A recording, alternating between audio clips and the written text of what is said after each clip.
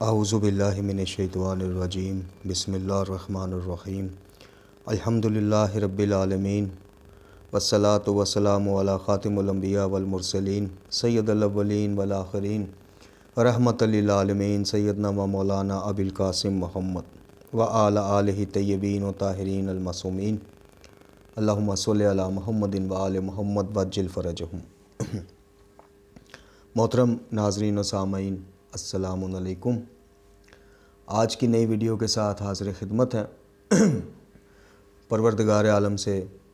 دعا کرتے ہیں اور امید کرتے ہیں کہ آپ سب دیکھنے والے سننے والے بماحل و یال خیر و عافیت سے ہوں گے انشاءاللہ العزیز۔ آج کا موضوع جیسا کہ آپ کو ٹائٹل دیکھ کے اندازہ ہو گیا ہوگا، آج ہم جناب امام علی بن ابی طالب علیہ الصلوۃ والسلام آپ کا نہایت مختصر 3 سطروں پر مبنی پیغام جو نہج البلاغہ میں خطبہ نمبر غالباً 20 میں ہے، اور یہ خطبہ ہی 3 سطروں کا ہے، نہایت مختصراً 3 سطروں پر مشتمل اس پیغام کو ہم نے کھلے خط کا نام دیا ہے، جو تا قیامت آپ کے پیروکاران کے لیے، آپ سے عقیدت و محبت رکھنے والوں کے لیے بالخصوص اور بالعموم تمام اہل اسلام کے لیے اور انسانوں کے لیے باعث ہدایت اور نجات رہے گا انشاءاللہ۔ اس کو آپ کی خدمت میں پیش کرنے کا جو بنیادی مقصد ہے وہ یہ ہے کہ ابھی تو پوری نہج البلاغہ ایک سائیڈ پہ، نہج البلاغہ کے اس 3 سطروں پر مشتمل خطبے کی بات ایک سائیڈ پہ، ہم نے بارہا آپ کی خدمت میں ویڈیوز کے ذریعے بھی اور واٹس ایپ میں آڈیوز بیانات، ویڈیو بیانات، فیس بک پہ یا جہاں کہیں بھی بالمشافہ کسی مومنین کے گروہ سے یا بات کرنے کا موقع ملے تو ہم ایک دعوت فکر دیتے ہیں کہ آپ ممبر پر جو آپ یہ پروفیشنل قسم کے پیشہ ور ذاکروں، مولویوں، غالی صفت مولویوں اور ذاکروں سے جو علی بن ابی طالب علیہ السلام کی شخصیت آج تک سنتے آئے ہیں، وہ علی بن ابی طالب علیہ السلام اور جن علی بن ابی طالب علیہ السلام کا تعارف آپ کو نہج البلاغہ یا دیگر سیرت اور تعلیمات کی کتب میں کروایا گیا ہے، وہ علی بن ابی طالب علیہ السلام، ان دونوں شخصیات میں آپ کو زمین اور آسمان کا فرق نظر آئے گا۔ ایک طرف ممبروں سے آپ کو اس علی کا تعارف ہوگا، اس امام کا تعارف ہوگا کہ نہ احکامات، نہ اللہ تعالیٰ کی طرف رجوع کرنے کا حکم یا ہدایت، نہ قرآن و اہل بیت کی تعلیمات روحانیہ کو اپنانے کا آپ کو رغبت دلائی جائے گی۔ اس شخصیت کا تعارف ہوگا کہ جن کے بس کچھ معجزات سن کے آپ نے واہ واہ کرنی ہے، فضائل سن کر واہ واہ کرنی ہے، اور بلند و بانگ چھتوں کے ساتھ سر آپ کے لگیں جا کے اتنے بلند و بانگ آپ نے نعرے لگانے، بس دیٹس آل، آپ کا کام ہو گیا، آپ کو دنیا اور آخرت میں بخشش کی اور اس کی ٹکٹ مل گئی۔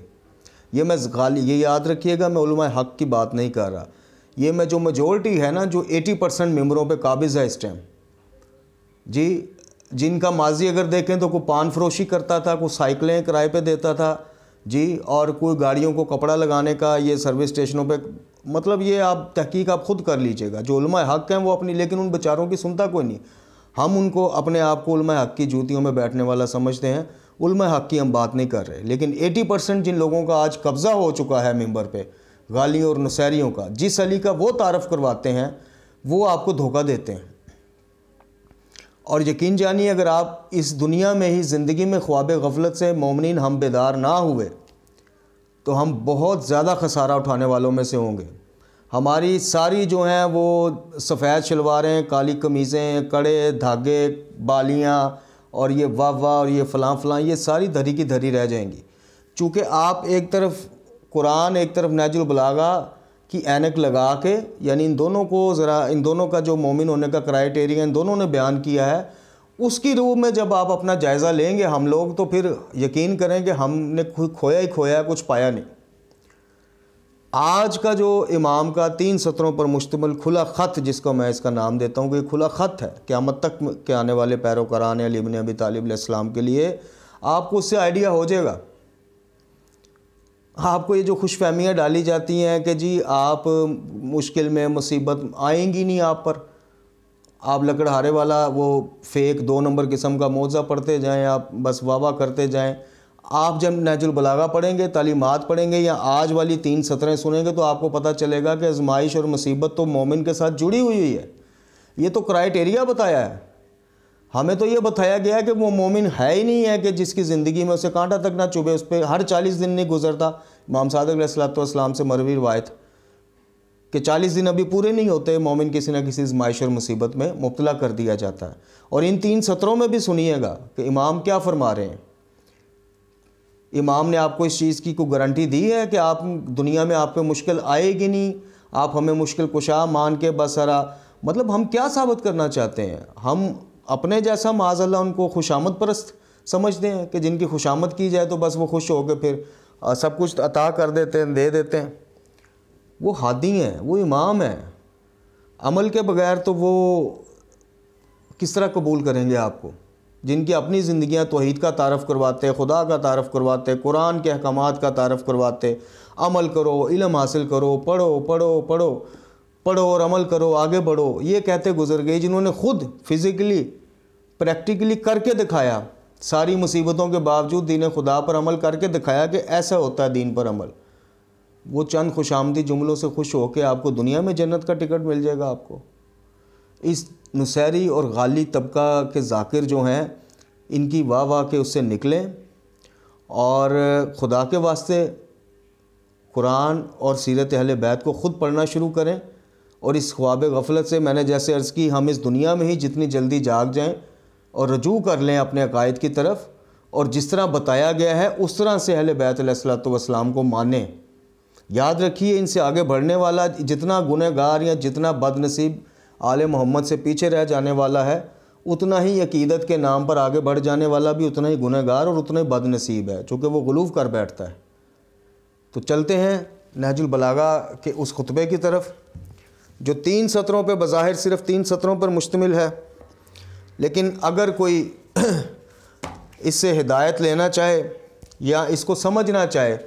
تو آپ یقین کیجئے کہ آپ کے عقائد کی دنیا اور آپ کے سوچنے کی جو دنیا ہے مذہبی حوالے سے، عقائد کے حوالے سے، اس کو بدلنے کے لیے 3 سطریں ہی کافی ہیں۔ یہ جی 24 نمبر خطبہ ہے، معذرت میں شاید 20 نمبر شروع میں کہہ گیا، یہ 24 نمبر خطبہ ہے۔ میں آپ کو دکھا بھی دیتا ہوں، میرے پاس جو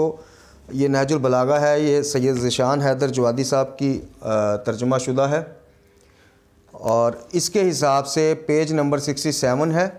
اور خطبہ نمبر 24 ہے جی، جس کا ترجمہ میں آپ کے سامنے پیش کروں گا۔ اور دیکھیے اس کی ابتدا امام علی بن ابی طالب علیہ السلام اپنی جان کی قسم کھانے سے کرتے ہیں۔ آپ فرماتے ہیں، میری جان کی قسم، میں حق کی مخالفت کرنے والوں اور گمراہی میں بھٹکنے والوں سے جہاد کرنے میں نہ کوئی نرمی کر سکتا ہوں اور نہ سستی۔ اب وہ حق سے بھٹکنا اور گمراہی میں بھٹکنا جو ہے، حق کی مخالفت کرنا، گمراہی میں بھٹکنا، وہ جہاد بالسیف تو ہے ہی ہے، لیکن معنوی انداز سے دیکھیں تو علمی طور پہ بھی جو حق کی مخالفت کرے گا، غلط عقائد رکھ کے، بدعات کو پکڑ کے، سنت کو چھوڑ کے، امام فرما رہے ہیں کہ میں ان سے جہاد کرنے میں بھی سستی نہیں برتوں گا۔ یہ ہیں علی بن ابی طالب علیہ السلام۔ حق کی مخالفت اور گمراہی میں بھٹکنے والے، چاہے ان کے نام لیوا ہی نام نہاد کیوں نہ ہو، امام علی بن ابی طالب علیہ السلام عادل خدا کی عادل مخلوق ہیں۔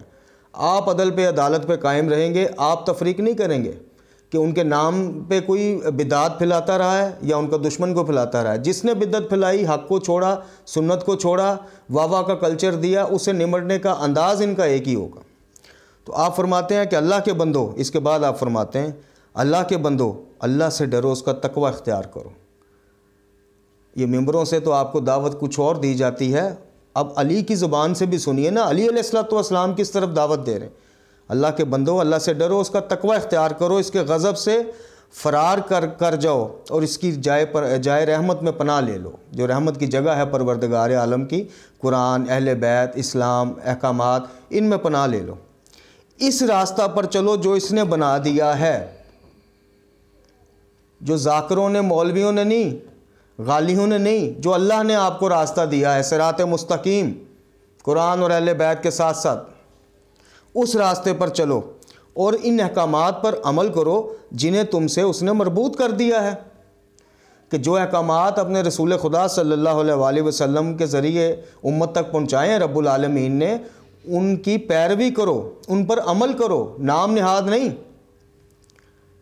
پھر اگلا جملہ اور آخری جملہ آپ سنیے گا، اس میں آپ کی وہ ساری غلط فہمیاں دھل جائیں گی جو آپ کو ذاکروں اور انہوں نے ڈالی ہوئی ہیں، یہ نوحہ اور قصیدے خوانوں نے، شاعروں نے، یہ غلط فہمیاں انشاءاللہ، یہ جملہ علی بن ابی طالب علیہ السلام کا ہے، یہ میرا ذاتی جملہ نہیں ہے۔ یہ غلط فہمیاں دھو ڈالے گا آپ کی، کہ آپ کی دنیا بھی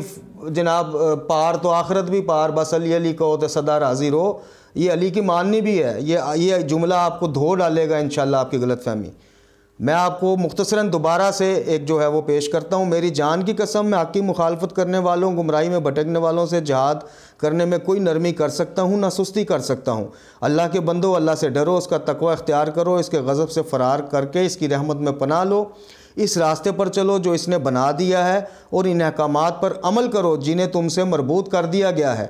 اس کے بعد علی بن ابی طالب تمہاری کامیابی کا آخرت میں بہرحال ذمہ دار ہے، چاہے دنیا میں کامیابی ملے نہ ملے۔ اب دیکھ لیں، یا ان ذاکروں کے پیچھے چل پڑیں یا علی کی بات پہ اعتبار کریں، علی بن ابی طالب علیہ السلام کی۔